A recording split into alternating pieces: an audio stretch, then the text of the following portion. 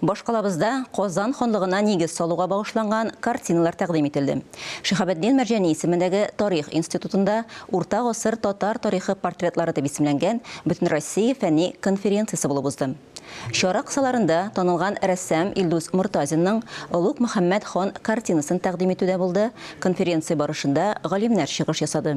Алар татар тарихын популярлаштыру, фәнни текстлар чыгару юлы белән генә түгел, картиналар ярдәмендә дә алып барылырга тиеш дигән фикер белдерделәр.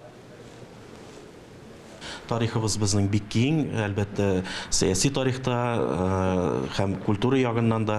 Менә безнең фикер бар инде, күп кенә татар шундый урта гасыр ханнарыннан, алдынгы кешеләрдән аларның портретларын мөмкин хәтле чыганакларга таянып ясарга.